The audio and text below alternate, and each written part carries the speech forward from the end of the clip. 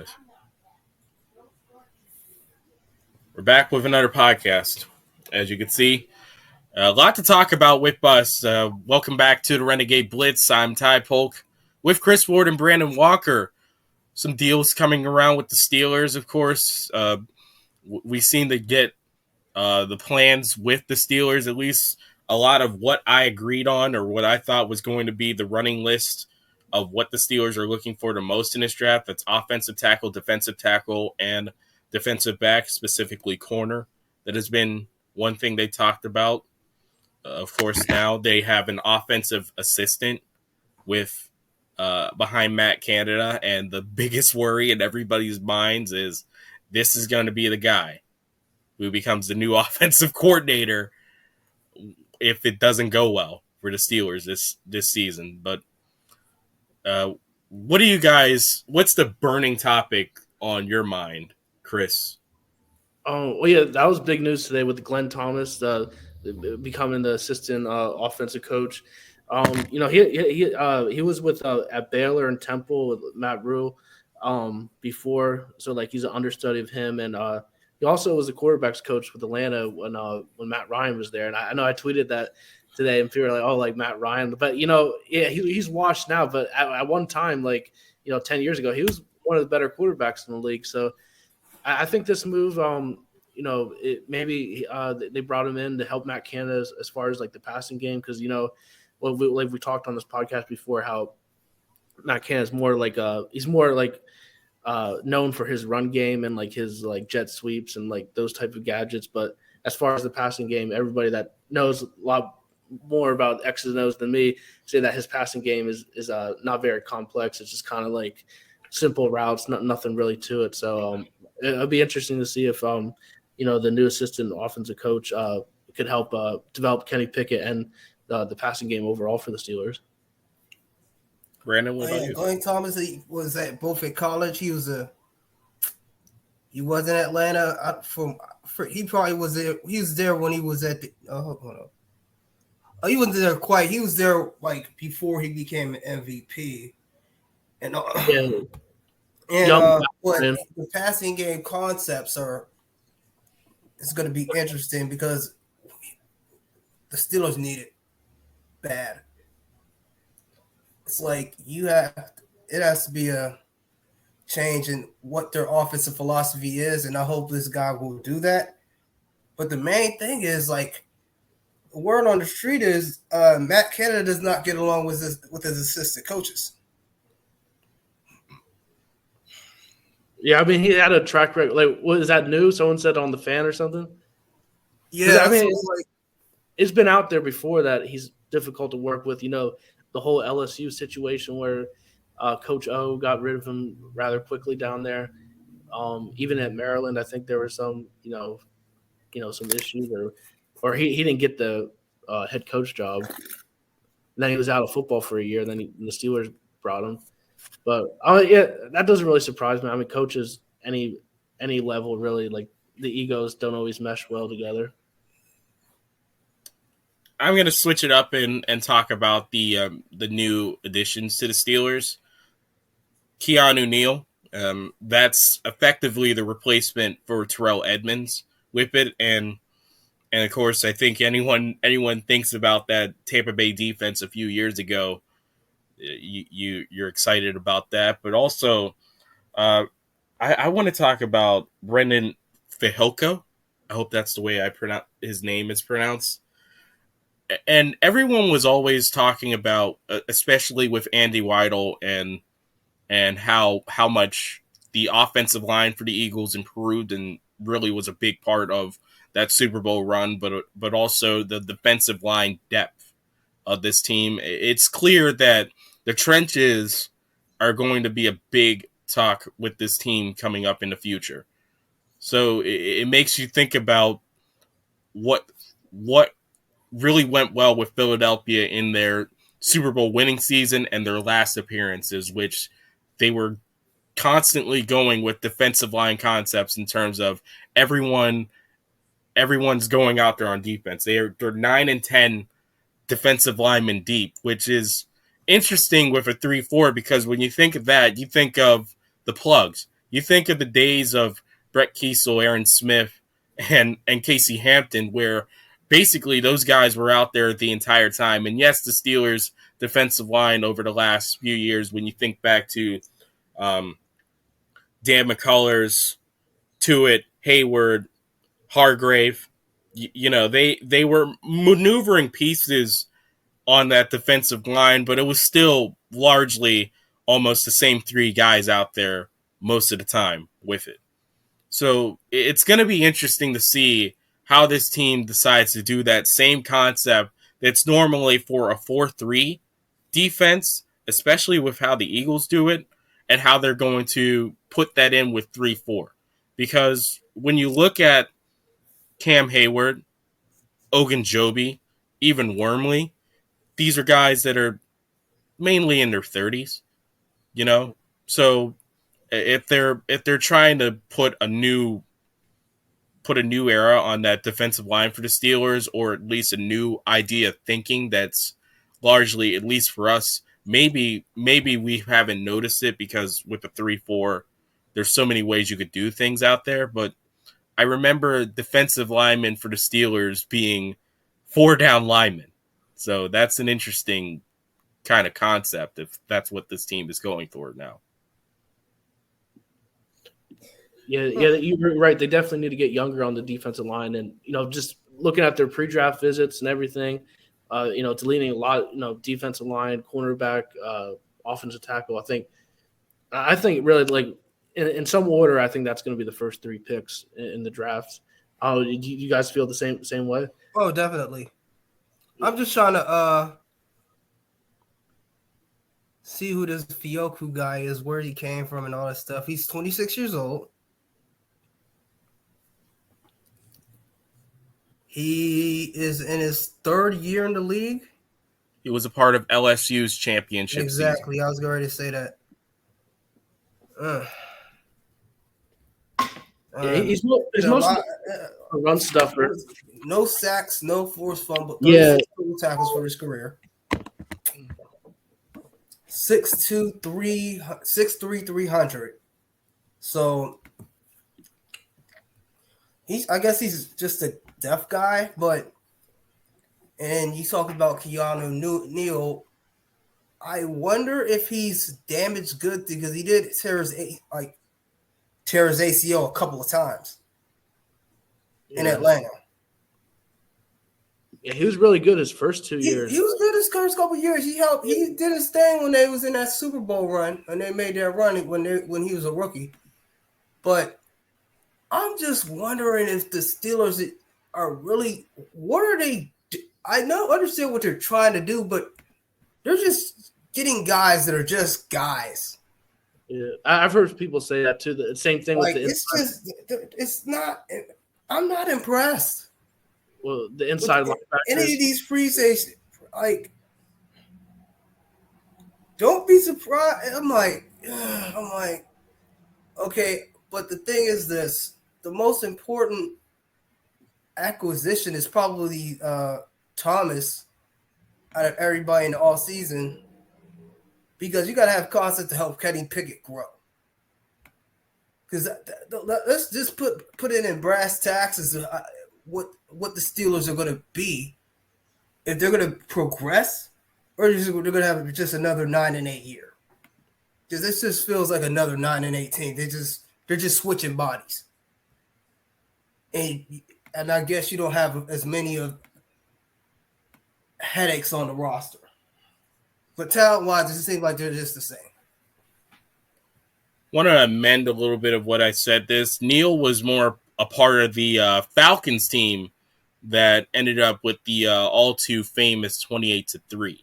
He played for the Falcons from 2016 to 2020. So thus, that's my bet on that end. But he did have a few solid seasons under his belt. You think about the Dallas 2021, Tampa last year. So again, it's a depth piece.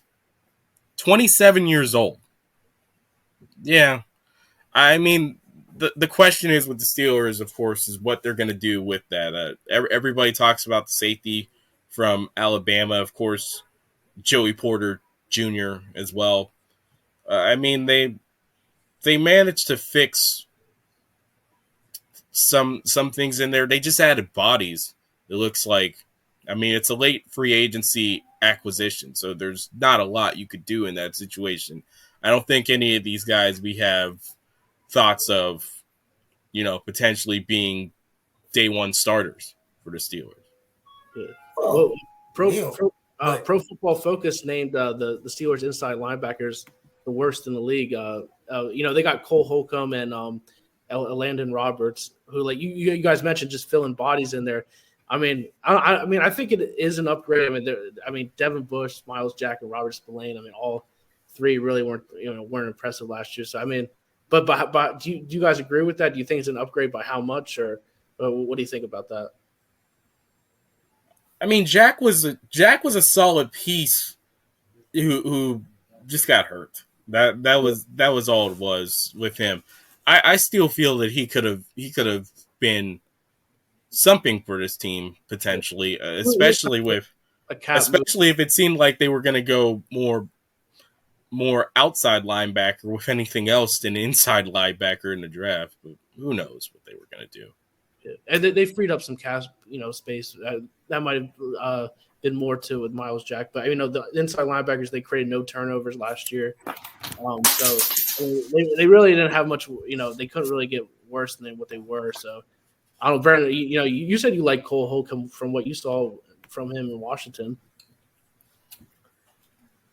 I mean, yeah, I like what I saw. He's a thumper. Got some speed to him, but he's not a big splash guy. Yeah. Robert, they like two thumpers. They still have the same problem. They still have not replaced the player as. I'll ask: is linebacker play like devalued in this league now?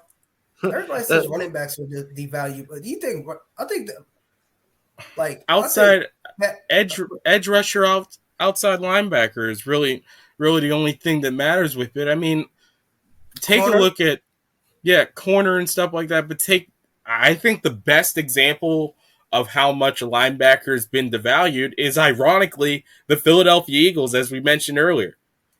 Let's think back of how many pass rushing defensive tackles, defensive ends they have there. Yeah. I mean, it's edge or nothing there.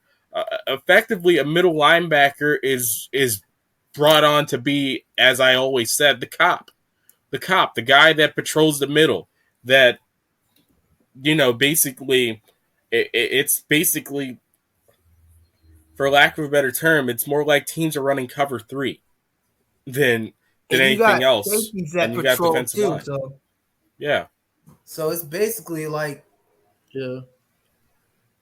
It's funny you brought that up because I actually saw a tweet today where people were saying that they had a bunch of draft picks in the first round for a linebacker. That's why I asked the question. You saw that too. It was like people talk about running backs, but then inside linebacker, and you could drop a safety down in the box. I mean, look at Keanu Neal. He'll probably be doing some. I'm sure he'll be doing stuff like that. They lost Terrell Edmunds, so he'll replace that role.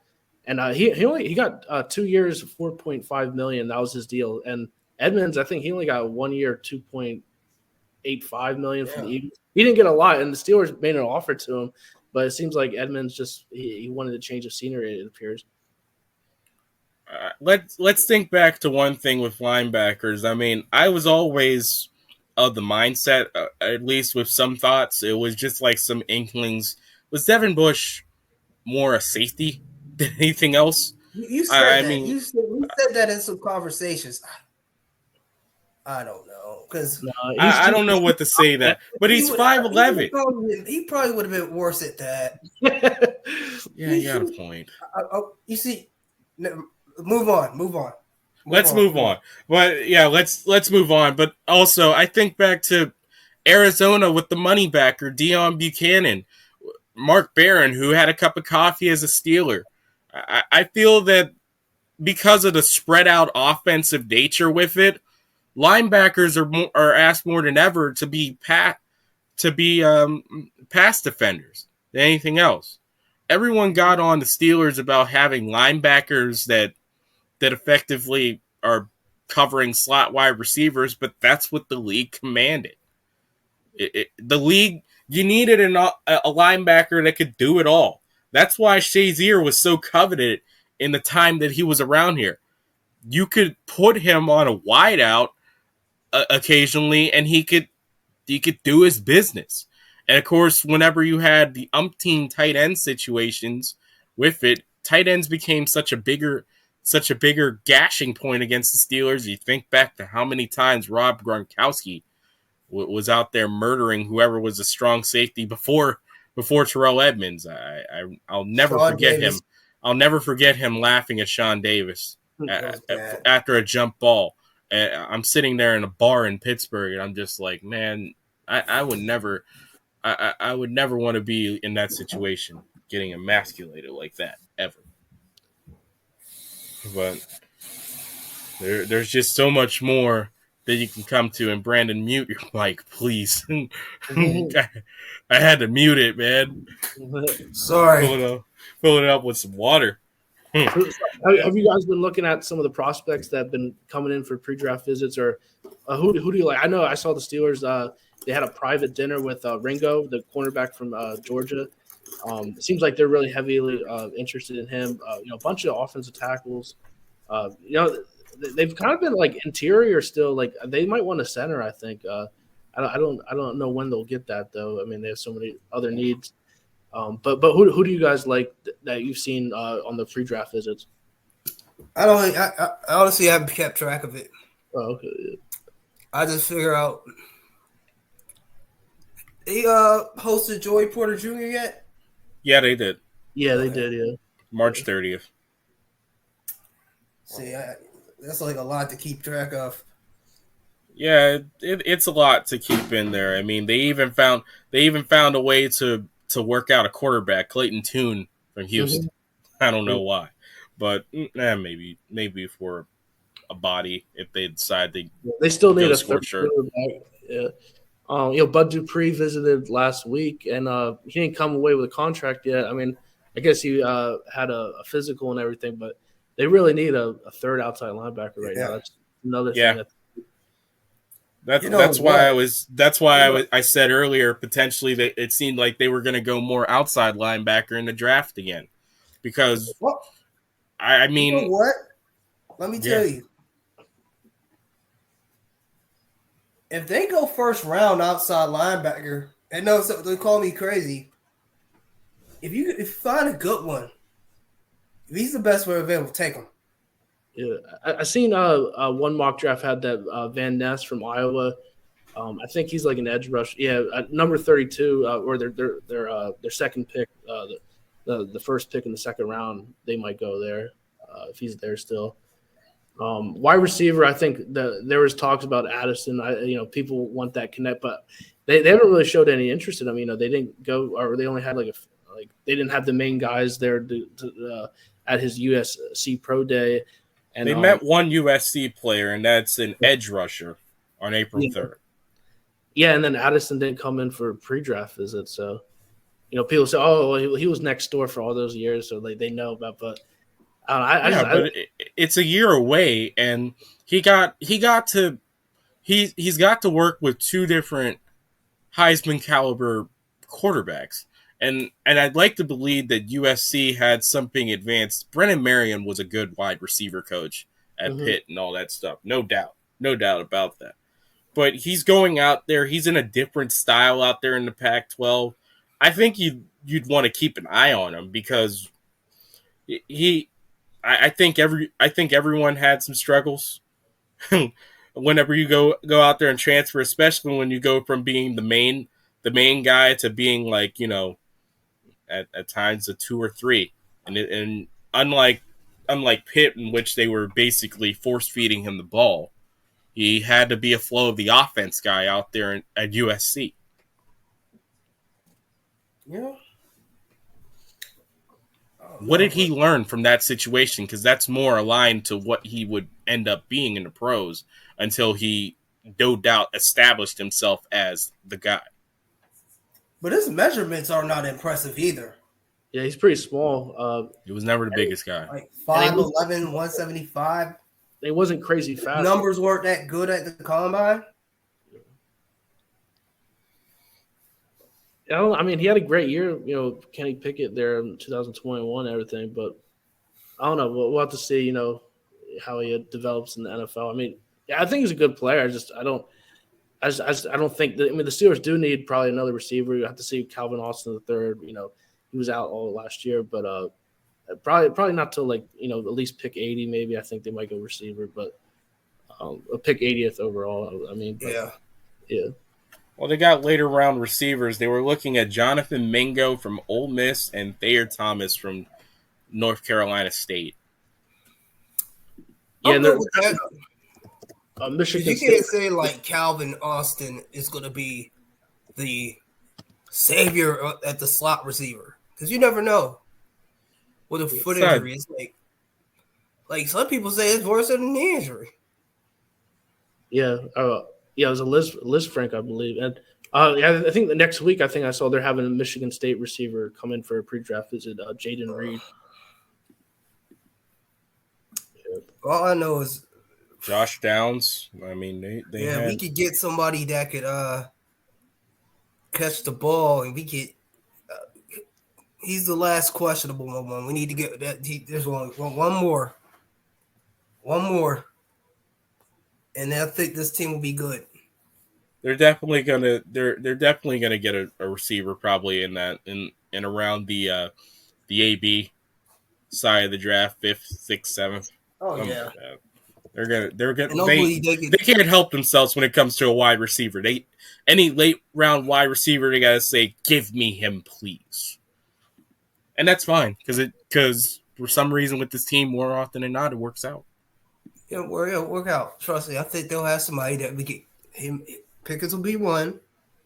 That guy will be 2. Hopefully, Austin will be 3, and we can ship your boy out of here. I don't think they're shipping Deontay out anytime soon.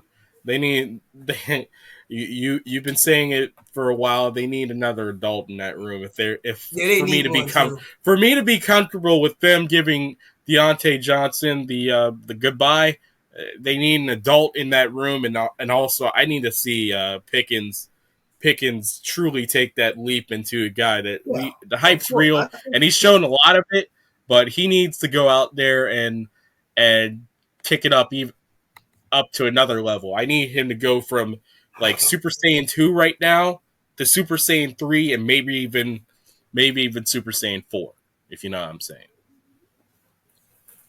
Yeah, I think Tomlin said at the owners' meeting that no touchdowns for Deontay Johnson last year was more of a reflection on the offense overall rather than his skill set and his talent as a receiver.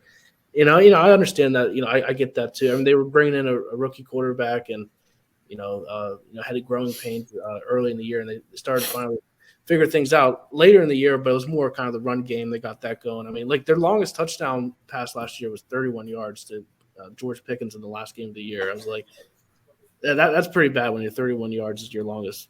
I think it was 31 to overall too touchdown. I think was the longest for them last year.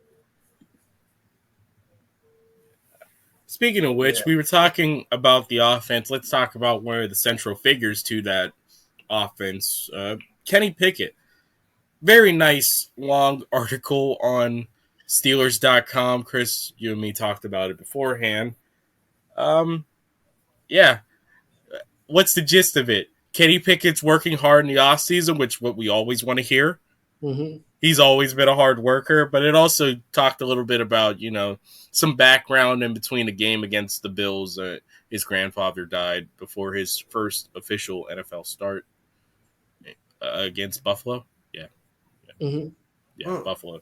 So, I mean, that's always tough to deal with as a quarterback. And then, it was a great article. Mm-hmm. On the long side, but for one interview. But hey, that's how it is.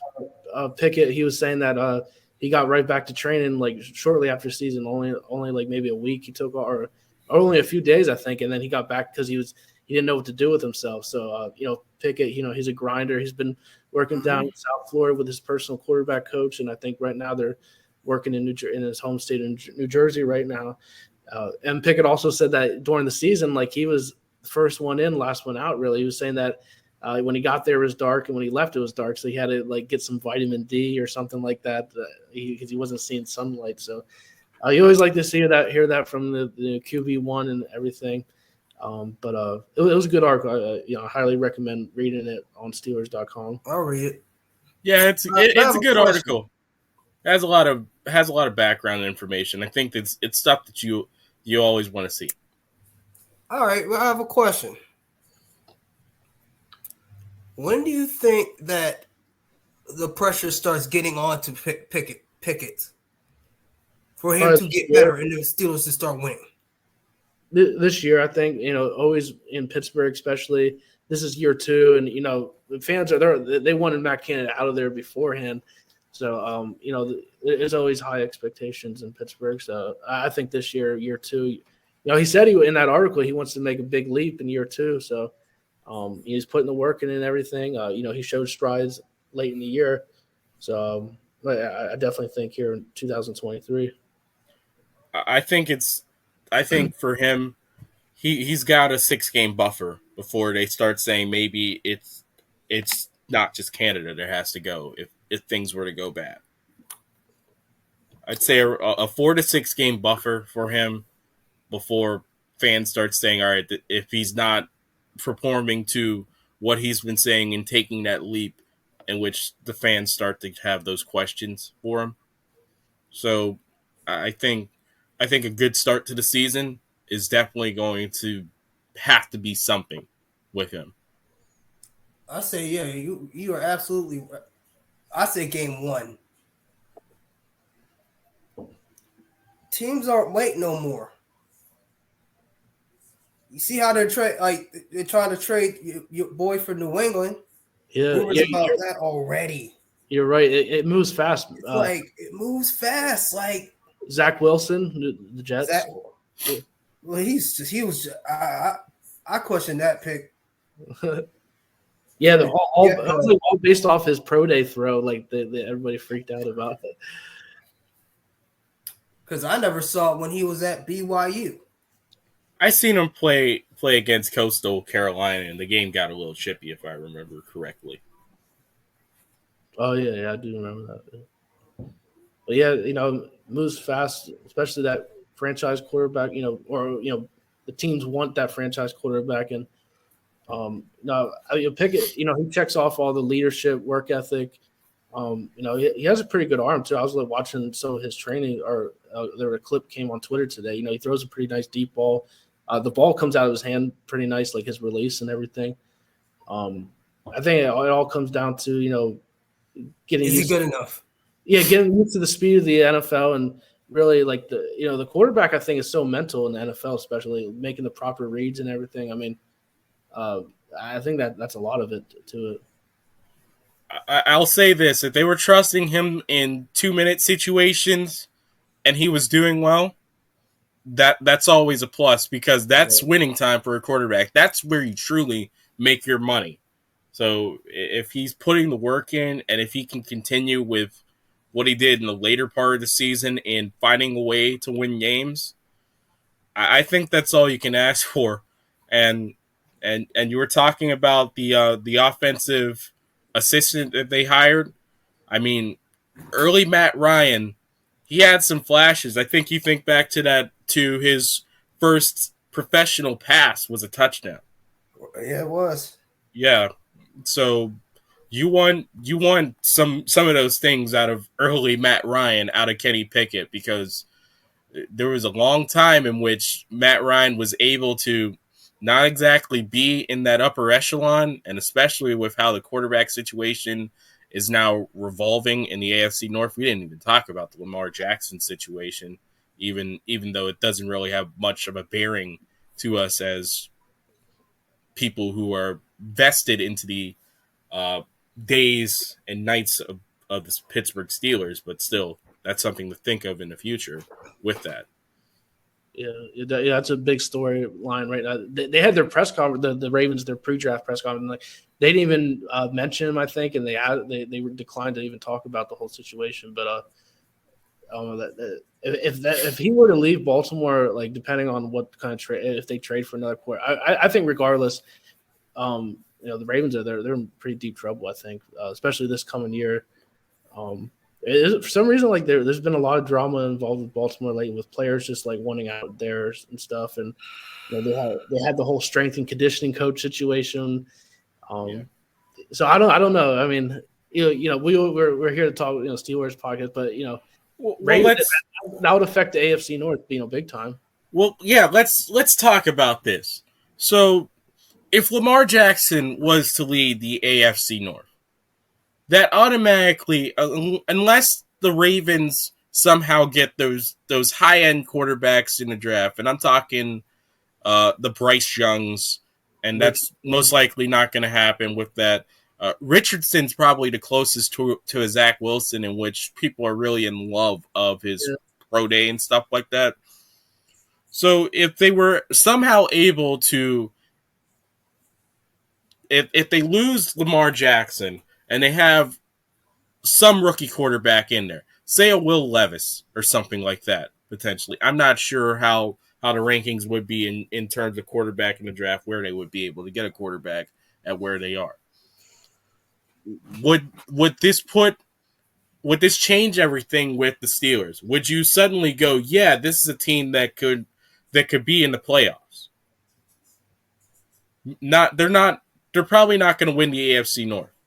But would you say that they would be a comfortable second place team in the division and thus earn a trip back to the playoffs?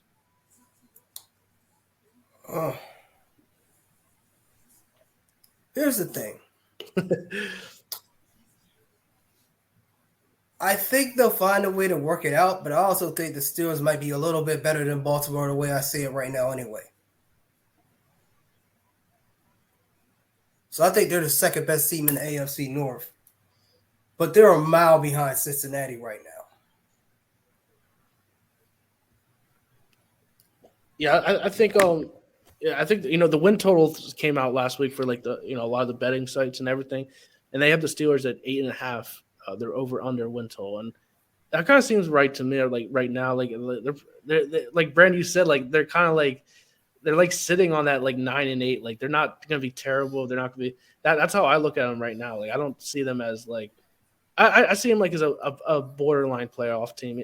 I would agree with that statement. They're mid.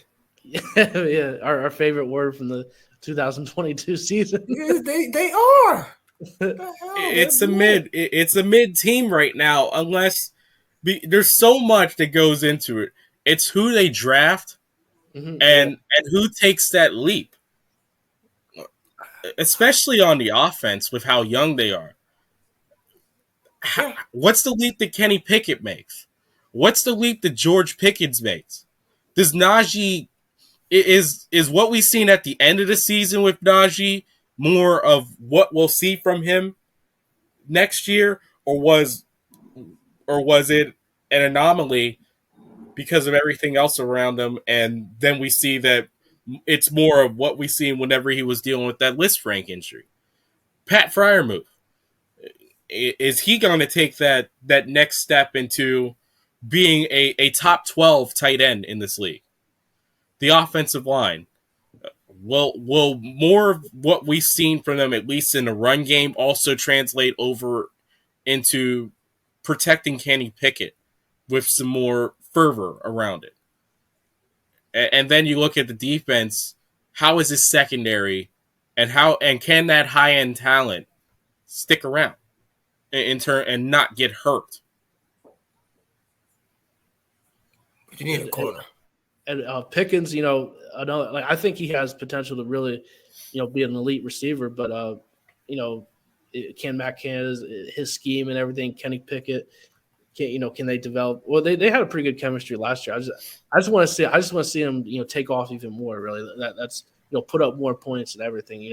That's what they got to keep up with the rest of the NFL. Really, I think that they averaged only 18 points or something like that this past year. They got to and only reach 30 points once. I think. I mean, they got to do better than that. Yeah. Because a lot of what this team has, it's more built on what jump the offense makes than anything really with the defense outside of TJ Watt, Minka Fitzpatrick, and Cam Hayward. We'll worry about I'm everything else with this team after they figure out what they draft in there. Because then that's the additional questions for the defense. We still don't know who they're picking up. What's up? You want to put Highsmith up there? Highsmith also can be a part of that. His development, he's shown flashes went out. Now, can he make that jump that replicates what T.J. Watt and Bud Dupree had for 2 years before Dupree elected to leave for Tennessee? And another person that could make a difference, DeMarvin Leal. There's a lot of other jumps with the team defensively. I just think that when I look at what's the biggest lightning rods in my head right now, warning signs, alerts, whatever you want to say, I view that offense more than anything else. Need a left tackle unless you're comfortable with Dan Moore. I don't think anyone's really comfortable with Dan Moore. I think low-key Tomlin isn't comfortable with it. Yeah, right. He hasn't exactly had a thing that makes me go this. I will say this right now. After free agency, I'm much more okay with the interior of the offensive line than anything that protects an edge right now. Oh, yeah. I think the interior offensive line, they're doing the opposite of what they used to do. They used to try to buy the outside. Now they're buying the interior. And it seems like they're finally going to draft something on the outside with their first 2 picks. Yeah, it definitely. It looks like it's heading towards that way. The Steelers really they don't really hide any. Like last year, everyone knew quarterback. It was going to be a quarterback, and then before that, running back. They showed a lot of signs with Najee Harris. So I think those 3 positions probably more likely tackle or corner. I think is where they're leaning, and they got 2 picks in the first 32. So that's Omar Khan really has he had active, really most active free agent that I've ever really seen. And you mentioned Brandon. It seemed like they kind of got like too many just guys in a sense. And then, but he's going to have to really knock it out of the park here with the draft. But whatever they need to do, they need to get impact players. That's what they need. They don't have enough of them still. You're right. They, especially when you talk about it. I mean, these guys feel like role players in a lot of ways of what they got, which is fine. You need role players in this league, but I think those first 3 picks is going to have. They need punch. They need punch. That's what they need right now. Yeah. But terms out there. What's Pat McAfee? They need a dog, like someone like that, like a player like that. Someone that has a mentality of where this is it. You don't have to look anymore. Yeah. I'm your guy. That's what I'm looking for. Yeah, definitely, they need a real impact player, especially at cornerback. I mean, they've been needing that for years. It seems cornerback. Inside linebacker with Ryan Shazier, like they've struggled to replace that. I put that out on Twitter today about are we in a general agreement that's going to be offensive tackle, defensive lineman, and cornerback with the first 3 picks? And one person mentioned that they probably still need an off-ball inside linebacker, but I don't know if they'll go there. I mean, they could. I mean, they could go there. That's definitely a need still, I think. I mean, they have Mark Robinson, but I could potentially see that happening though. I will say this. Remember the entire thing with Shazier? They fell into Shazier. That was why.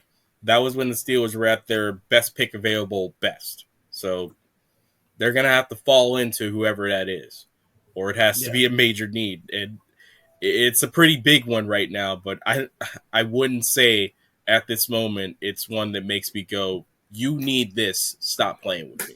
Yeah, keep your picks or trade that. Don't trade up to number 10 ever again. Yeah, but I want to say don't. Never mind. Don't trade up, period. Don't trade up. Towards the end of the podcast, I have a quick question I want to ask you guys. But I'm almost done. But go ahead. Okay. Well, that's the end of the podcast. We'll let you have the final word, man. All right, you know how like I like stuff like this. I'm kind of like a degenerate for stuff like. But Pro Football Focus posted on Twitter the other day, who's the best wide receiver since 2000, and the receivers listed were Calvin Johnson, Randy Moss, Julio Jones, Antonio Brown, Larry Fitzgerald, Steve Smith Sr., and Terrell Owens. So those 7 receivers. How would you rank those? Or if you can't remember, well, I'll just say like who do you think's the best? Wow, that's a hard sell. Can you send this real quick? Yeah, I'll put a group chat because I did it was kind of. Can you send that real quick? But I can tell you this right now. Top 7. T.O. is probably number 1 for me. And that's just romanticizing that because that was a part of the big group of wide receivers that I would put out there. So 1 is T.O., 2 is A.B. 3 is Julio. Matter of fact,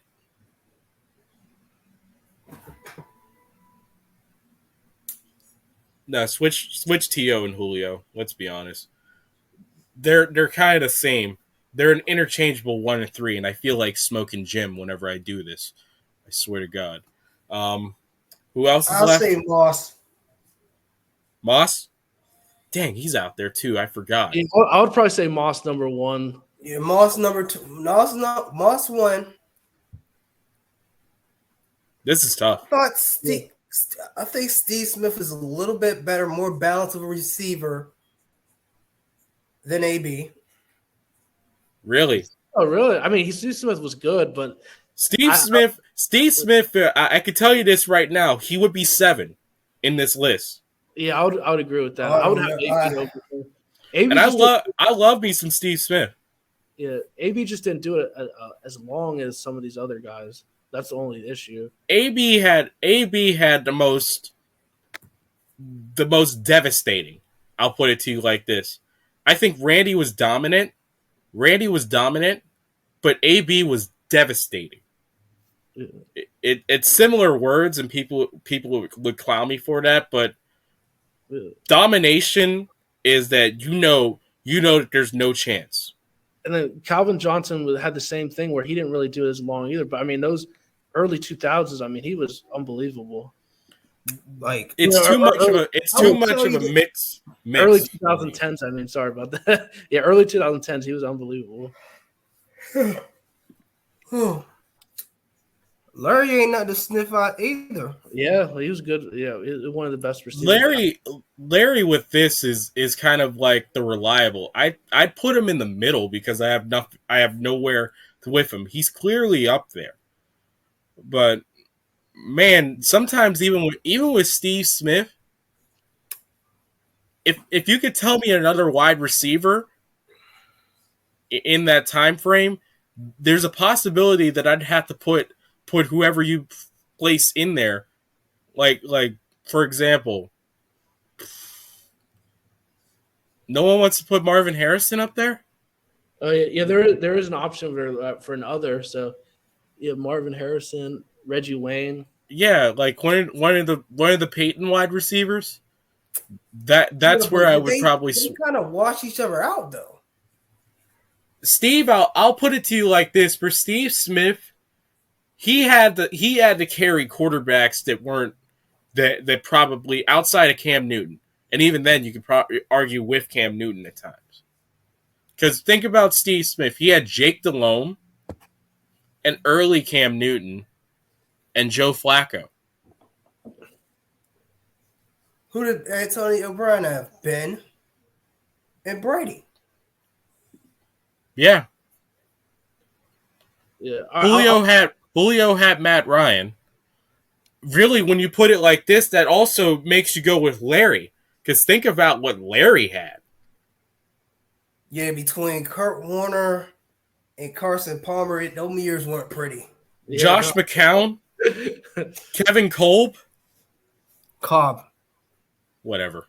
All right, I'll try to take a rank. I'll try to do the rank. This is tough though. I'll say Randy. Like this is just the players that I've watched and Randy also had. When you think about it, who benefited the most out of having Randy Moss? And I know you're going to say Brady, but I'd say argue on a higher level it was Culpepper. Yeah. Yeah. All right, so I'll go Randy Moss number 1. I'll say AB 2, then Terrell Owens 3. And then it gets I'll say Calvin Johnson 4.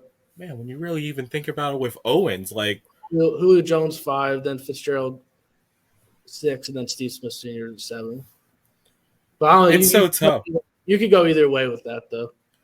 Yeah, I mean, I can't realistically put. I could tell you this right now: Smith's only 7 because there's no realistic way that I could put him at 1 or 2. No, I mean he didn't have this, like, he was an undersized receiver, but he was tough though. He was a good receiver. He was Hines Ward. If you put a couple more inches off of him and make him twice as angry. Yeah. And Steve Smith was the wide receiver that I wanted to be most. I wanted to be Steve Smith more than any other wide receiver in that, and I could tell you up and down about all those 2000s wide receivers, and I could tell you, and I'd say my favorite was T.O. I like T.O. more than Randy Moss, but the receiver that I wanted to be the most was Steve Smith. All right, I'll take Moss, Owens, AB, Julio, Calvin Johnson, Larry, and then Steve Smith. Yeah, and Larry could have been higher too, just that his quarterback thing situation kind of let him lower on that list. I mean, the quarterback situation puts him in the Hall of Fame, no doubt, with me. Mm-hmm. Yeah, definitely.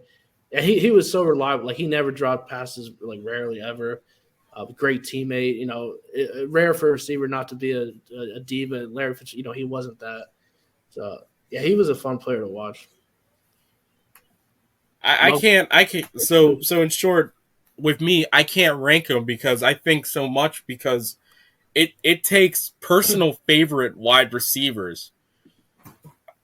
I mean, I put it to you like this: out of everyone in that group, the only one that I'm kind of meh about is Julio. Yeah, and it's nothing against him because I could tell that he's a great wide receiver, but it's just that for some reason there's just certain things that I never. I can acknowledge that he's a great wide receiver, but he was never my favorite. You know what I mean? So we spent more time talking about this than anything else. Yeah, I know. but I love stuff like this. I'm just like I'm like a nerd when it comes to stuff. I mean, I am too. All right, so we had some fun with the final question here. Of course, you have the wide receiver debate. I mean, they're all my favorites, really. I like even the ones that I don't necessarily have much of an opinion on, like Julio. I still like, but yeah. Anyway, that's the Renegade Blitz. Chris Ward, Brandon Walker. I'm Ty Polk. See you later.